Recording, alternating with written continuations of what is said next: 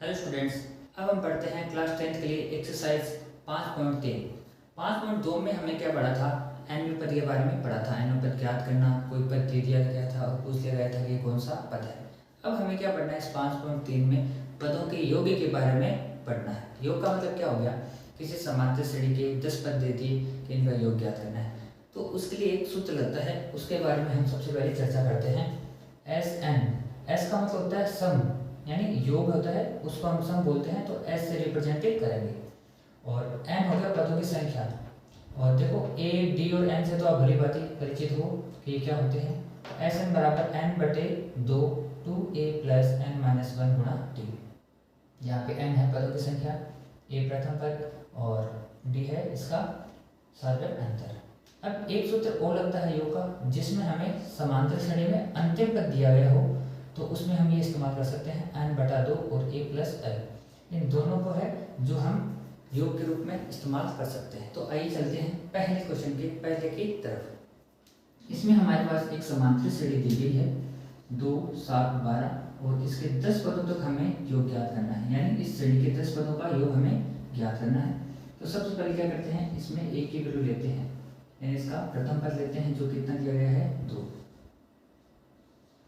फिर डी लेंगे, डी होता है सार्वत्रिक अंतर।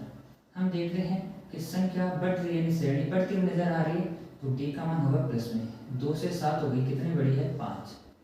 और एन होता है पदों की संख्या, कितने पदों तक ज्ञात करना है 10 पदों तक। अब हम एन पदों के योग का सूत्र लगाते हैं, एस एन बराबर एन बटे 2 2a प्लस एन माइनस 1 गुणा डी। सारी वैल्यू रखेंगे, एन की जगह रखना है 10, तो बन गया एस 10। जैसे हम 10वें पद को लिखते थे ए 10, उसी प्रकार से एस 10 का मतलब हो गया कि 10 पदों का योग। तो इधर भी 10 बटे 2 2 गुणा ए की जगह रखना है 2 प्लस एन का मान है 10 माइनस 1 गुणा डी का मान है 5। बस सब कुछ नहीं करना है, इसको आसानी से सरल करना है। तो 10 में 2 का भाग गया तो 5, इधर गुणा का निशान, 2 को 2 से गुणा किया तो 4 आ जाएगा, और 10 में से 1 घटाया 9, 9 को 5 से गुणा किया 45। 5 गुणा 45 में जब 4 जोड़ेंगे तो आ जाएगा हमारे पास 49। और अब हमें 49 को 5 से गुणा करते हैं तो 9 पंजे 45, 7 के 4, 5 जो 20 और 4 कितने आ जाएंगे 24। यानी इस समांतर श्रेणी के 10 पदों का योग 245 आ जाता है। अब देखते हैं इसी का दूसरा क्वेश्चन। इसमें हमें जो है श्रेणी किस में दे दी, माइनस में दे दी, और इसके 12 पदों का हमें योग ज्ञात करना है। तो सबसे पहले क्या करते हैं कि इसका प्रथम पद लेते हैं जो कितना दिया गया है माइनस का 37। अब जब कभी भी माइनस में समांतर श्रेणी आती है तो डी का मान आपको थोड़ा ध्यान से निकालना है। कि मैंने आपको बताया था कि माइनस की संख्या जब घटती हुई नजर आती है, इसका मतलब वास्तव में वो संख्या क्या हो रही है, बढ़ रही है। तो देखो 37 से माइनस का 33, माइनस के 33 से माइनस का 29, इसका मतलब वास्तव में संख्या ये श्रेणी क्या हो रही है, बढ़ रही है। तो डी का मान अपना किस में आ जाएगा प्लस में। 37 से 33, 33 से 29, यानी कितना बढ़ गया 4 बढ़ रहा है। आपको ध्यान रखना है कि माइनस की संख्या घटती हुई नजर आ रही है, इसका मतलब वास्तव में वो बढ़ रही है। और एन का मान हो जाएगा अपना 12। अब कुछ नहीं करना, बस सूत्र में वैल्यू हमें रखनी है। क्या सूत्र होता है, एन बटे 2 2a प्लस एन माइनस 1 गुणा डी।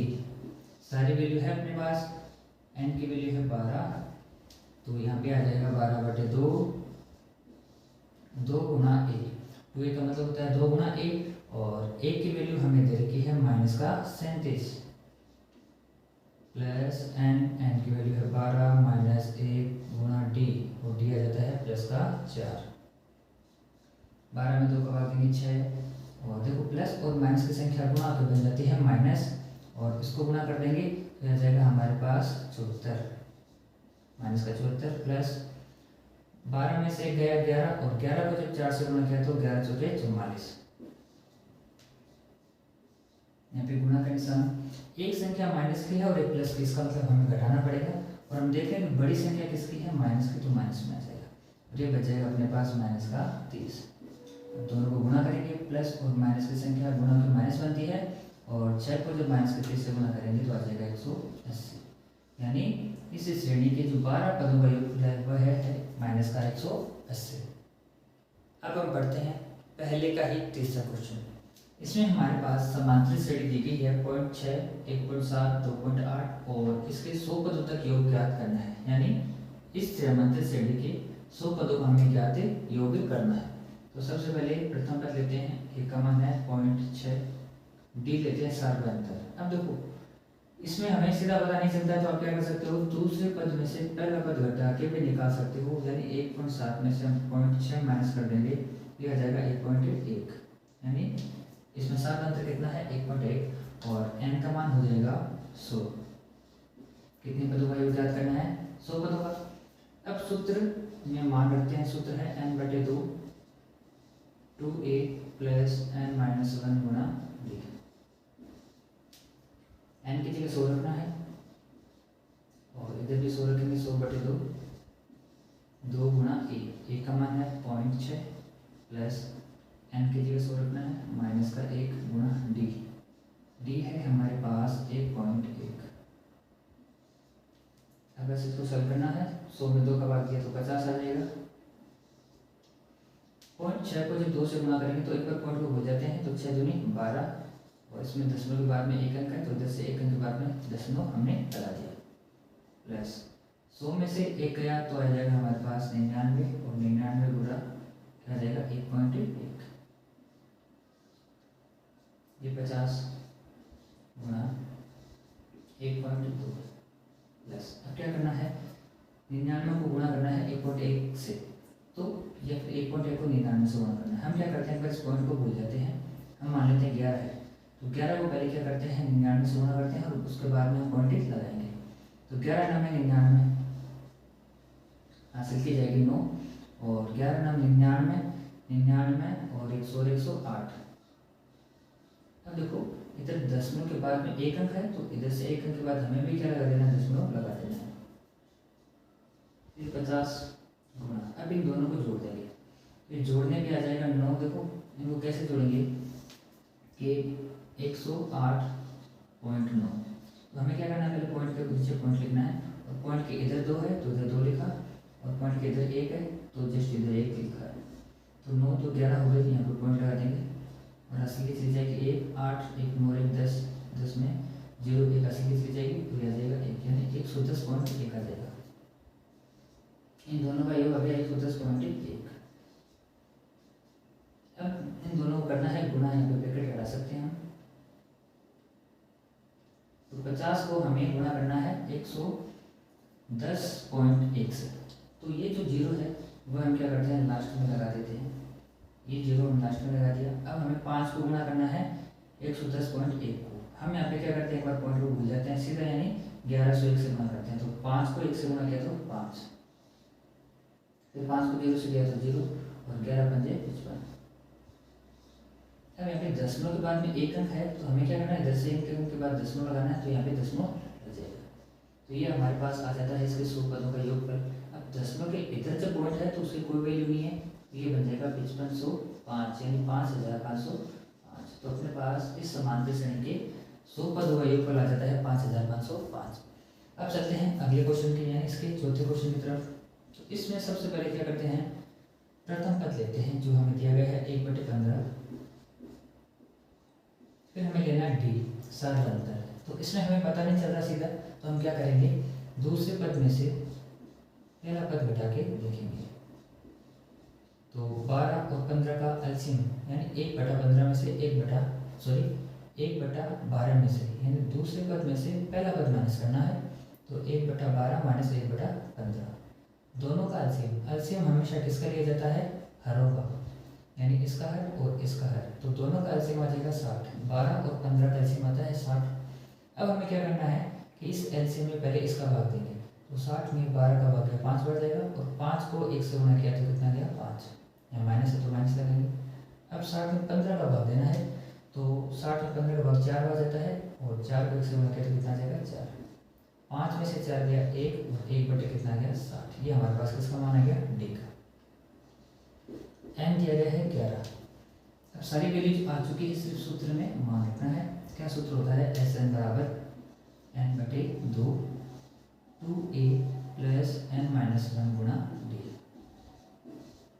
एन की जगह रखना हमें 11 और ये है हमारा प्रथम पद जो हमें दिया गया है 1/15 प्लस एन की वैल्यू 11 रखनी है 11 माइनस 1 गुना डी है 1/60। सारा अंतर हमारे पास हमने निकाला है 1/60 11/2।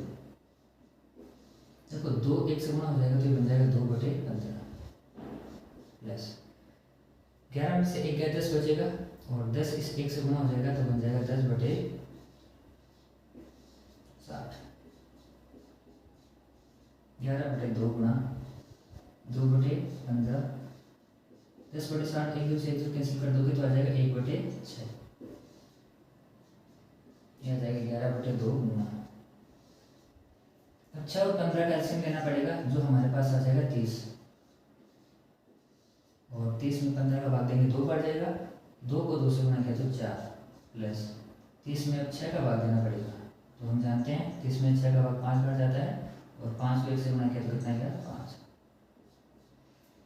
अब क्या करेंगे यहाँ पे हम लिख देंगे 11/2 गुना 5 और 4 कितने हो गए 9/30।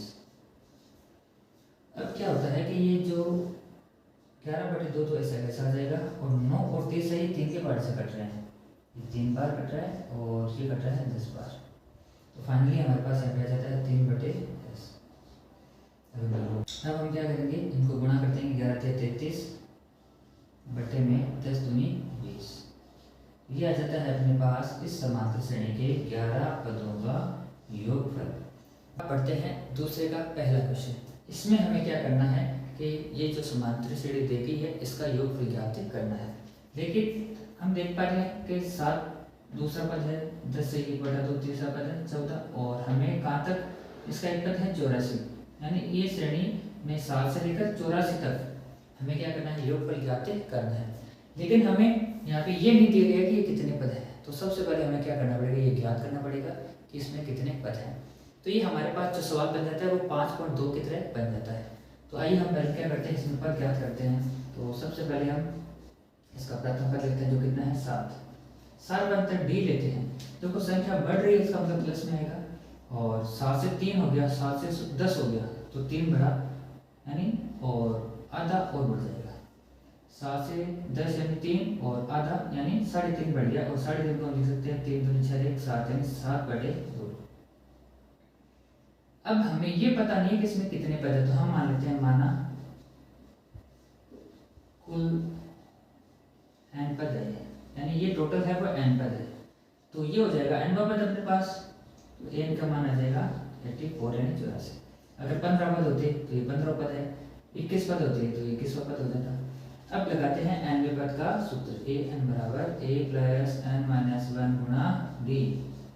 n की जगह 84 लिखना है और a की जगह रखना है 7 प्लस n का मान हमें ज्ञात करना है यहाँ पे और d की वैल्यू है 7/2। सबसे पहले क्या करना होता है कि इस a को हम ट्रांसफर करते हैं 84 प्लस का है इधर आके बन जाएगा माइनस का n - 1 गुणा 7/2। 84 में से 7 चला गया तो ये बन जाएगा हमारे पास 77 क्या जाएगा 77 बराबर n - 1 गुणा 2 7/2। अब देखो हमें चाहिए n की वैल्यू तो n का पद हमें अलग करना पड़ेगा इसमें है n वाला पद। तो पहले क्या करते हैं 7/2 को इधर भेजते हैं तो ये जो बट्टे में 2 है इधर आ जाएगा गुणा में 77 गुणा 2 और जो गुणा में 7 है इधर आ जाएगा भाग और इधर आ जाएगा n - 1 ये कट जाएगा कितनी बार 11 बार कट जाएगा और 11 को 2 से गुणा किया तो 22 बराबर n - 1 या इसको ऐसे भी लिख सकते हैं n - 1 बराबर 22 तो n बराबर आ जाएगा 22 + 1 यानी 23। तो हमारे पास यहाँ से हमें क्या मिला है कि इस समांतर श्रेणी में कुल 23 पद है। तो ये जो पद है वह कौन सा पद है इसका 23वां पद है यानी ये अंतिम पद भी है। तो अब हम क्या करेंगे कि इसमें योग का सूत्र कौन सा लगाएंगे अंतिम पद वाला लगाएंगे जो क्या होता है n/2 और a + l जहाँ पर l है अपना अंतिम पद। n की वैल्यू हमारे पास आ चुकी है 23 यानी अब हमें 23 पदों का योगफल ज्ञात करना है। तो 23/2 प्रथम पद दिया गया है 7 एल का मान अंतिम पद है 84 तो यहाँ पे लिख देते हैं 84। 23/2 गुणा, इसको जब गुणा करेंगे तो हमारे पास आ जाएगा 91। अब क्या करना है कि 23 को 91 से गुणा करना है, तो 23 एकम 23 हासिल की जाएगी 2, 23 में 207 और 2 209 और बट्टे में क्या है 2। अब इसको हम क्या कर सकते हैं, थोड़ा सा निश्चित भिन्न के रूप में लिख सकते हैं। तो बट्टे में 2 है तो 2 का इधर हमने बट्टे में लिख दिया। अब भाग दे देंगे तो ये आ जाएगा 1 0 और ये 4 बढ़ जाएगा, फिर बचेगा 1046 और शेष भी बचेगा 1। तो इसको हम लिख सकते हैं 1046 सही 1/2। ये है हमारे पास इस समांतर श्रेणी के 23 पदों का योगफल। अब देखते हैं दूसरा क्वेश्चन। सेम वही क्वेश्चन है, हमें क्या करना है, एक समांतर श्रेणी दी गई है और इसके पदों का योगफल ज्ञात करना है। लेकिन हमें ये नहीं पता कि इस श्रेणी में कितने पद हैं। तो सबसे पहले हमें ये ज्ञात करना पड़ेगा कि इस समांतर श्रेणी में कितने पद हैं। तो एक की वैल्यू है हमारे पास प्रथम पद यानी 34। डी की वैल्यू देखो 34 से 32, 32 से 30 यानी संख्या कम हो रही है, इसका मतलब डी का मान किसमें आएगा, माइनस में। 34 से 32 हो गया, कितना कम हुआ है। तो हमें ये पता नहीं कि इसमें कितने पद है, तो हम मान लेते हैं कि माना कुल n पद है। अगर श्रेणी में कुल n पद है तो ये हो जाएगा अपने पास nवां पद, और nवें पद को हम लिखते हैं an से, जो कितना है 10। देखो ये अंतिम पद भी है और ये अपना क्या है nवां पद है। अब nवें पद के सूत्र का इस्तेमाल करते हैं, जो होता है an = a + n - 1 गुणा d। an की जगह रखना है 10, एक की वैल्यू है 34 प्लस n की वैल्यू हमें ज्ञात करनी है और d है -2। हम जानते हैं कि सबसे पहले a को ट्रांसफर करते हैं, तो प्लस का है ट्रांसफर होते क्या आ जाएगा, माइनस में बन जाएगा और इधर रह जाएगा n-1 गुणा -2। 10 में से 34 माइनस नहीं होता है तो आंसर माइनस में आएगा, और 34 में से 10 गया तो कितना जाएगा 24। इधर n-1 गुणा -2। फिर क्या करते हैं, d को ले जाते हैं उधर, तो -24 बटे ये जो -2 है यहाँ चला जाएगा -24 के नीचे, और इधर रह जाएगा n-1 माइनस से माइनस कैंसिल, और 24 में 2 का भाग दिया तो 12, यह आ जाएगा n-1, या इसको हम ऐसे भी लिख सकते हैं n-1 बराबर 12 और n बराबर आ जाएगा 12 प्लस 1 यानी 13। आपको एक बात हमेशा ध्यान रखनी है कि ये जो n का मान है वह कभी भी नेगेटिव नहीं आएगा और ना ही कभी पॉइंटों में आएगा।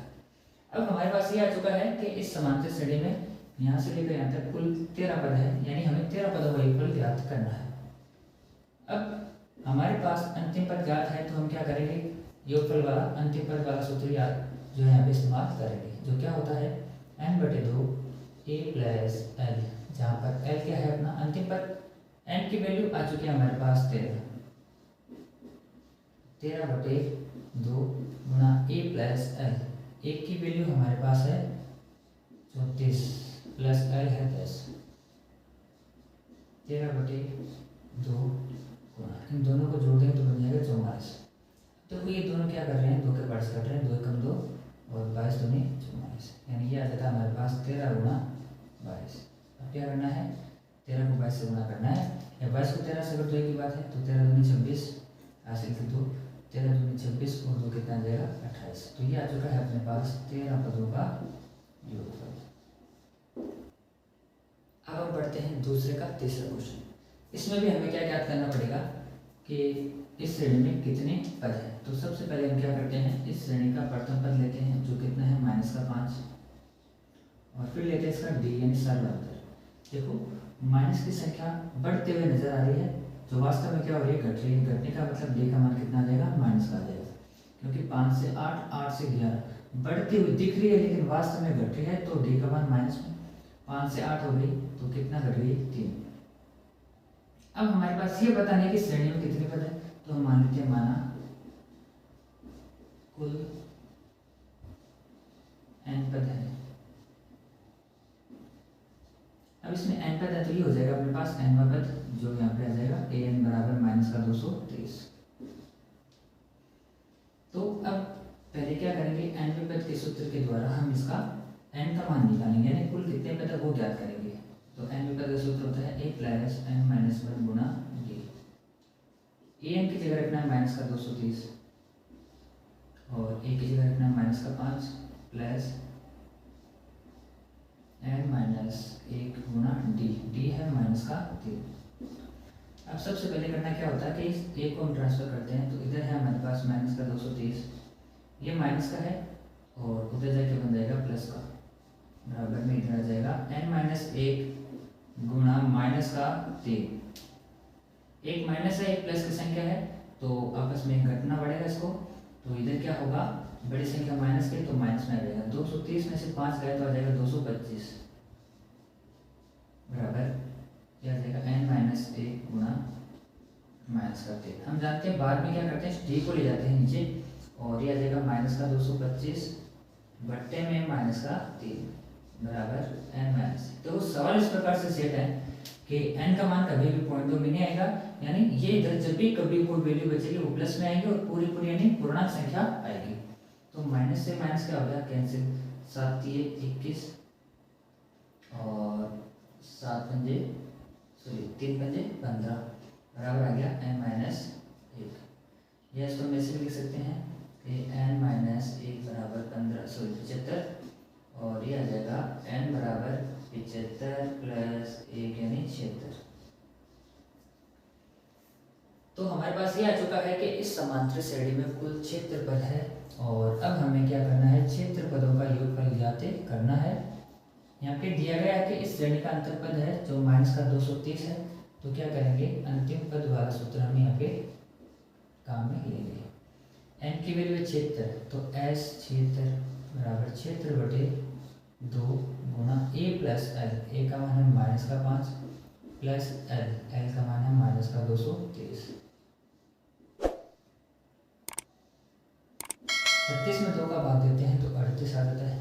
देखो माइनस और माइनस की संख्या जुड़ रही है तो हमेशा ध्यान रखना कि जैसे प्लस और प्लस के जुड़ के प्लस आता है, उसी प्रकार माइनस और माइनस का जुड़ के क्या आता है, माइनस में आता है। तो माइनस का आ जाएगा 235। अब हमें क्या करना है, 235 को 38 से गुणा करना है। तो 8 पंजे 40 हासिल की 4, 8 3 24 और 4 28 हासिल की 2, 8 दूनी 16 और 2 18 गुणा 5 3 15 हासिल की 1, 3 3 9 1 10 हासिल की 1, 3 दूनी 6 1 7, ये 0 ये 3 ये 9 और ये 8, ये आ जाएगा हमारे पास माइनस का 8930, इसका आंसर आ जाएगा।